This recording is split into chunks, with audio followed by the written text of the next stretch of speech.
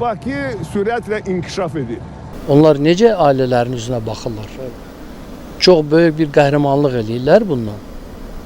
Əksinə dövlətə, millətə, təbiətə xəyanət eləyirlər. Bakının dağılmasından 48 saat vaxt keçib, amma hələ də heç bir dövlət məmuru cəzalanmayıb.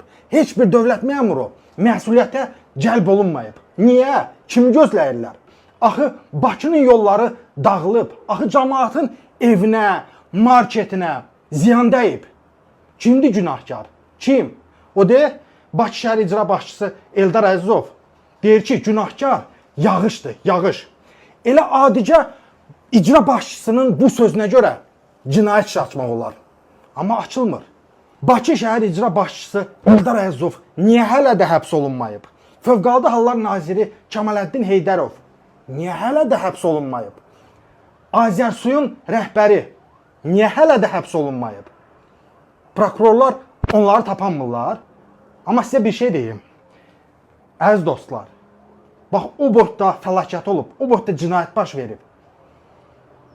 Prokurorluq, istintaq orqanları tapanmır günahkarı. Amma biz sadə vətəndaşlar gedib adicə 40 qəplik çörəyi marketdən oğurlayaq. Sənə qurban olun. Dərhal bizi taparlar və 10 il iş verərlər. Nədir? Biz çarəsizlikdən gedib marketdən çörək uğurladıq. Bax, budur Azərbaycan, budur ədalət. Tüpürəsən belə ədalətə. Bax, siz gedin marketdən, acıca 40 qəplik çörəyi uğurlayın. Polis sizi araşdırıb, dərhal tapıb, hələ cibinizə nəişədə basar və 10 il həbsdə verər.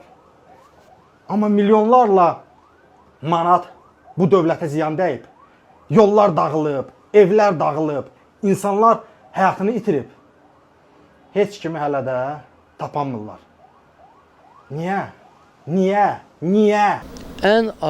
Ən azı ictimai qınaq olmalıdır.